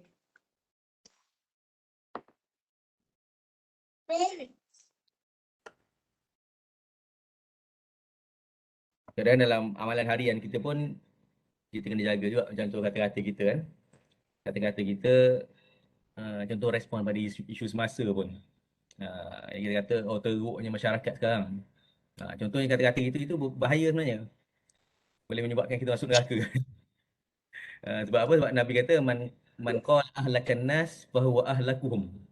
Orang siapa yang kata habis dah manusia ni hancur dah.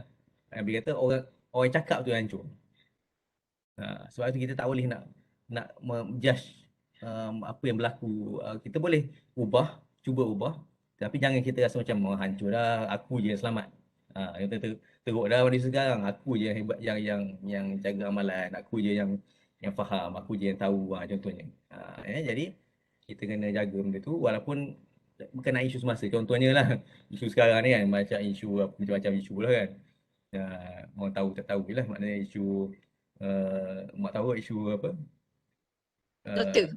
Doktor betul kan. Jadi kita komen boleh, respon boleh, tapi sampai kita kata cara kita respon tu menampakkan memang tak ada harapan dari dia ni, tak ada teruk sangat dia ni. Sebab kita pun masih belum selamat dari selagi masih kita bernyawa ni kan. Mungkin satu kalau kita pandang rendah atau pandang hina pada dia, takut-takut kita yang buat kesalahan yang sama dengan dia. Jadi kalau kita nak komen tu, kita komen lebih kepada kata apa pengajaran ni kita boleh ambil, tapi jangan kita sentuh peribadi orang yang buat tersebut lah. Wallahualam. Kita boleh bincang dari sudut macam mana dia boleh jadi macam tu, boleh tak? Contohnya apakah yang faktor-faktor yang boleh orang melibatkan diri jadi macam ni? Itu tak apa kan? Maknanya jangan jadi macam netizen lah. Netizen kan dikorek peribadi dia, lepas tu cara dia cakap tu bukan macam tu, bukan nak ambil pengajaran, nak hantam, lain tu kan. Jadi orang perangai netizen tu sebenarnya bahaya lah. Perangai netizen tu. Tapi mesti tak puas hati sebab orang kata muka dia macam long. Ya ke? Kalau hujung muka dia bulat lah sebab dia ada jambang aja macam tu. Long putih je. Orang tak sikat tepi. Dekat tepi dia otak lah. Mak tengok tak ada rasa raya muka lu. Mak tengok dia macam muka siapa. Tapi dia macam ustaz lah, dia macam muka ustaz. Ni Mesir pun. Tu adik gambar dalam mesti adik tunjuk gambar tu kat mak kata tak gaya ustaz je muka. Tak gaya muka. Mana dia Mawi tu dia muka Mawi. lakukan kesilapan kan. Dia pun tak selamat daripada kesilapan. Tapi kita boleh kritik banyak benda lah. Kritik contohnya sistem kan. Macam mana sistem kehakiman Malaysia ni nak menjaga hak wanita. Belum cukup kita panggil apa, belum mampu untuk menjaga hak wanita. Contohnya dia kata bila dia bawa isu tu kepada pihak atasan tolak mentah-mentah benda dia kan. Jadi kat situ kita boleh kritik sistem.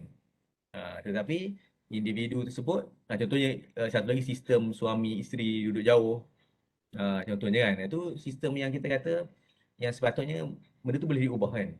Boleh diubah, dan benda ni pun memang Abah pun dah highlight jugalah benda ni kan. Maknanya dan anak Abah semua insyaAllah memang jaga benda ni kan. Maknanya suami isteri seboleh-bolehnya kena duduk sekali sebagai kita panggil apa, sebagai satu unit keluarga.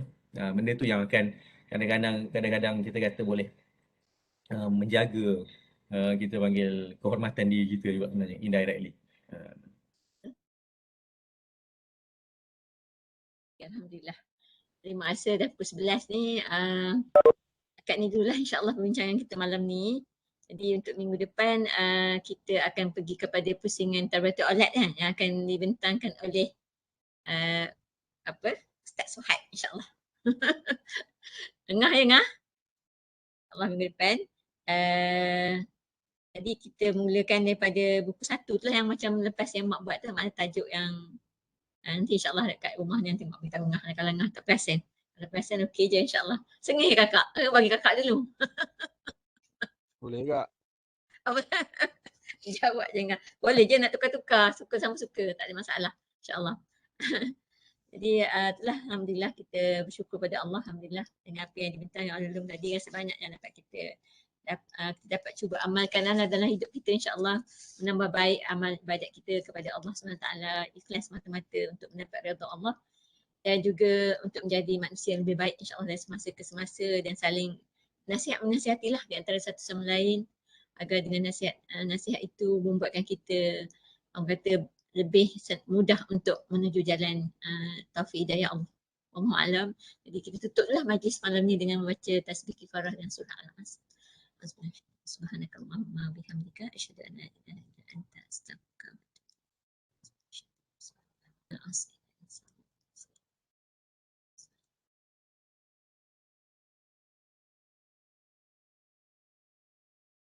Kak Teh jadi ke balik weekend ni? Hari Khamis malam kot mak, insyaAllah. Oh, Khamis malam. So, mak kena teman Kak Teh pergi mencudi lagi lah. Setiap minggu mak bercudi. Boleh. Kak Teh pergi sendiri. Acu nak teman kot. Dia nak jadi translator. Acu cudi suka ke dia? Cuba cudi. Nampak Acu dengan Kilah. Dia mengurut, dia cudi nampak happy sangat. Nailah, mana rambut kat atas tu? Ada kosong kat atas ni. Nashwa. Nailah, makan rupa kakak dia dah. Bulat je mata. Nailah, Cak. Nama baby apa? Ha? Nama baby apa? Siapa dah tanya? Bila tanya ke? Tengok. Lu buat muka dia. Mulut dia bulat. Tak nak ni pun. Dah boleh berdiri dah. Dia dah boleh melangkah. Tak dengar suara lu. Dia pegang apa meja tu lah. Ya. Dia masa aku jatuh lah. Ke makan benda tu yang geram. Oh, dia jadi macam tu, akil. Suka kutip barang. Itulah geram kat dia sebab asyik muntah, makan muntah. Oh, yalah, Kutip suka kuat ngutip. Hmm. Kakak-kakaknya suka banyak makan-makan berterabur, biskut-biskut je. Nailah tukar kutip.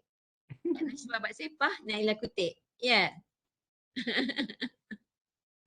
Lambat tidur. Tidur banyak lah dia siang. Ya. Nailah. Pelik tengok orang panggil nama dia. Nailah. Buat apa tu? Rambut dia lebat. Tapi ni tak panjang lagi. Kat tengah tak ada rambut. Kat belakang ada. Kat belakang. Selalu belakang yang tak ada. Ada rambut. Ya. Itu tak ada itu. Dah tumbuh dah belakang. Kakak, Abang Syed apa khabar? Sihat kot, sihat Alhamdulillah. Alhamdulillah, syukur. Tak Dah keluar dah dari ICU? Dah masuk ward biasa dah. Tapi masih pakai oksigen kot. Ya. Biasa dah okey lah insyaAllah. Dah berapa hari ya? Dia dapat positif. 15 kot. 15 ke? 15 kita tak ada dah kan? Dah tak bergejala. Covid dah tak ada. Covid dah tak ada kot. Cuma paru-paru je lah. Ya. Salam kat mak. Mak ada kat orang kakak. Kak Cik, Kak Long ada? Tak ada orang balik dah. Mak je ada. Oh, mak seorang yang tinggal. Mak ke salam. Mak ke salam juga. Mak ada kat situ. Waalaikumsalam. Mak sihat Sihat Alhamdulillah.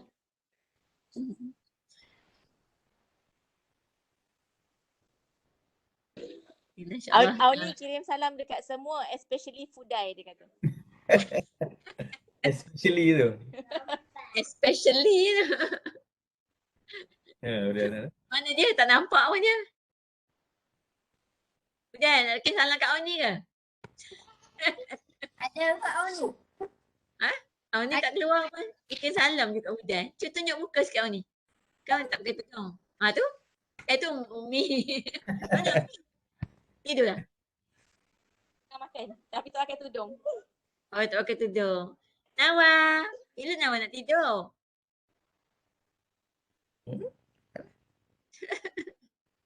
Adik terbulat je mata. Okeylah insyaAllah ya. Kita esok pun belum kerja kan esok. Adik pun on call besok. Ganti on call dia last week tu, dia minta orang gantikan last week sebab dia balik kan masa banjir tu. Tak hujan kat Terengganu tu. Tak. Kuantan nak? Kuantan panas. Dah. Sejak hari tu dia elok je panas walaupun ramalan kata hujan tapi panas alhamdulillah. Alhamdulillah. Agaknya teruslah Hmm. panas. Tak hujan musim-musim macam ni. Nanti kalau panas musim panas so kita nak hujan pula musim hujan. Panas. Cak Alam ni dah ni, okey. Okay dah. Alhamdulillah. Ya. Okeylah, semua dah kembali kepada asal normal insyaAllah. Okeylah ya. Assalamualaikum semua. Jaga diri baik-baik. Bilal. Assalamualaikum. Bye. Nashwa, bye. Naila, bye. Tidur ya.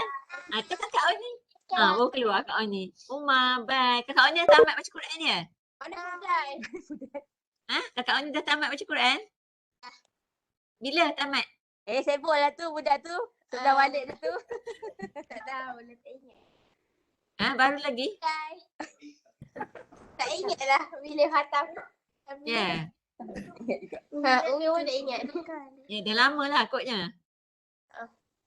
Hai Fudai, makan apa tu? Dia kalian nak cakap dengan budak. Makan apa? Budak makan apa? Roti. Oh, roti. Dah lapar balik. Pukul 11 malam. Ajak pun. Nak ajak. Ni makan apa? Ni makan biskut. Oh, makan biskut. Umar makan apa? Mama minum air biko. Biko. Ayolah. Semua nak siap-siap dia masuk gigi ya. Okay. Okay, Assalamualaikum. Salam. Bye Moji. Bye. Bye Bye. semua. Bye. Assalamualaikum. Bye bye. Mami ingatkan Bye semua. semua.